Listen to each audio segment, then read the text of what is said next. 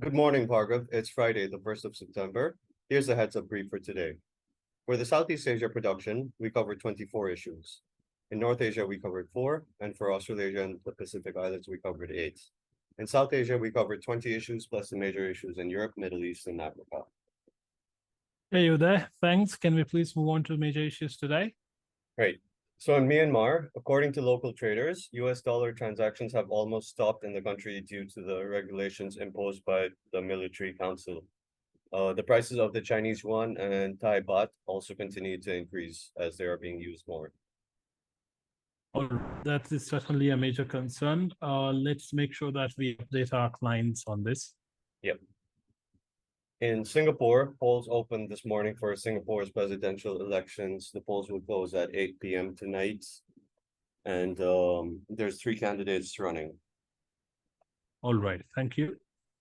In Thailand, Deputy Prime Minister Prawit Wongsuwan announced that he will resign as a member of parliament, but he will remain the leader of the Palang Pracharat party.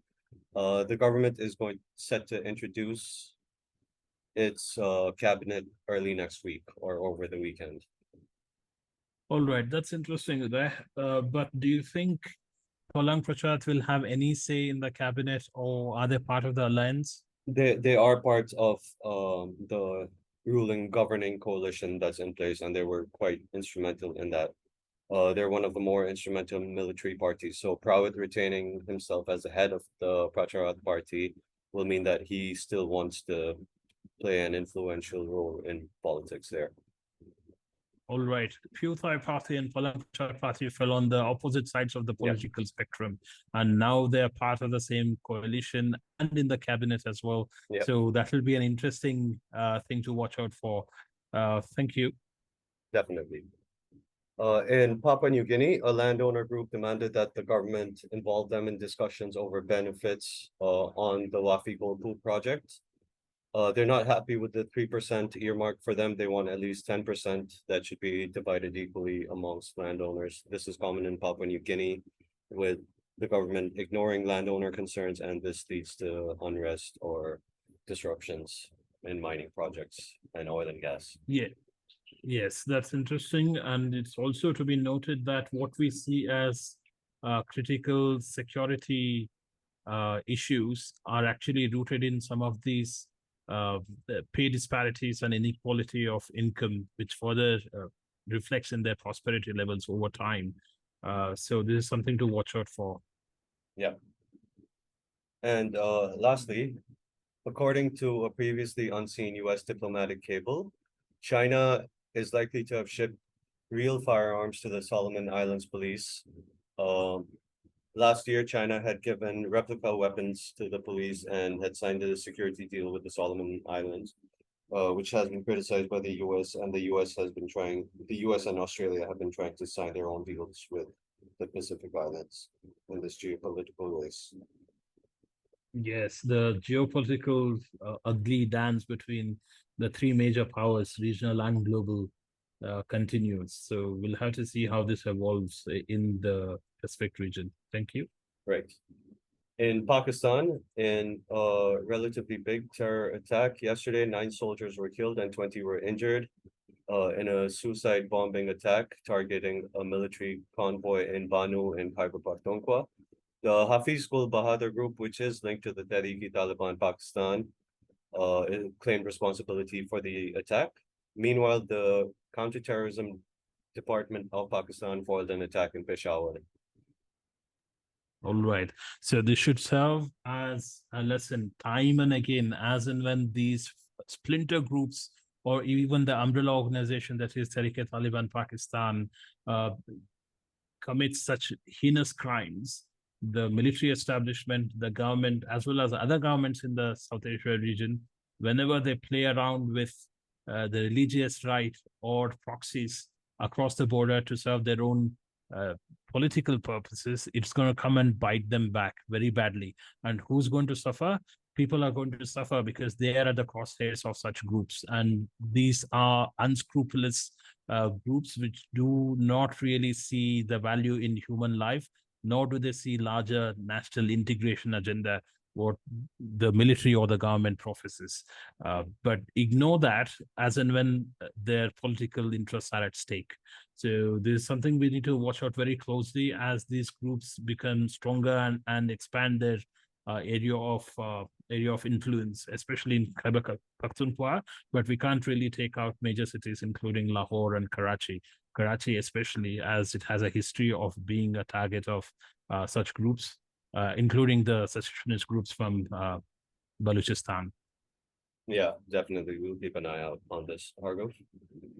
In Bangladesh, the Bangladesh Nationalist Party will observe its 45th founding anniversary today, so it will be holding rallies in Dhaka and across the country. In response to this, the ruling Awami League said that it plans to gather around 500,000 people for rallies in Dhaka today and tomorrow. This is a show of force that will likely end in violence. All right. Thank you. And in Afghanistan, the Taliban Ministry of Mines and Petroleum signed contracts worth 6.5 billion US dollars for the extraction and processing of 7 gold, copper, lead, and iron mines in different parts of the country yesterday. Some of the companies that are involved in these projects include companies from the Middle East, from Turkey, from the UK, and China. All right, that's an interesting development and a positive one at that, especially when Taliban is struggling to establish legitimacy at an international stage. Such agreements will further its claims to be the legitimate government, not just the de facto government in Kabul. At the same time, it is interesting to note that there are British firms involved in such an agreement. The Western government, which targeted Taliban time and again, which empowered the Ashraf Ghani government against the Taliban. Now they are ready to shake hands with the Taliban. That is a height of hypocrisy, if nothing else. Although it is positive in the current perspective, but that's something to note because the Western governments do not seem to have any loyalty or commitment towards the principles what they claim to foster, especially the so-called democratic principles. Right, that's very true. In Europe and the Middle East and Africa, so the situation in Gabon remains calm nationwide, despite there being tensions. No violence has been reported across the country following the coup, at least no notable instances of violence. All borders are closed until further notice, but it seems that the military is trying to reopen state institutions. All right, that's interesting, and we'll keep a close eye on this. Uday. So we have clients in the region. Let's keep them posted on this. Yeah, we'll be releasing an alert by the end of the day today on this. All right. In Niger, the military regime has ordered police to expel France's ambassador from the country. This comes amidst the rising anti-French sentiment in a lot of West African countries, especially. Yes, and we need to underline here that this seems like an escalation tactics on France's part. Now, when a diplomat is declared persona non grata and they are disinvited from a certain country, the dignity and the common sense basically dictates they withdraw the ambassador. Okay, so they have ignored the deadline given by the military establishment. They have retained the ambassador in the embassy in Niger. So it only goes to say the motives of the French are not very clear here. So probably we need to look closely into what's actually behind such a obstinate move on their part. Right. Yeah. We'll keep an eye out on the regional geopolitics in this area, which has become quite interesting over the last few months, especially. And lastly, in France, the controversial pension reform laws will come into effect today, and there is a possibility that protests occur in the country.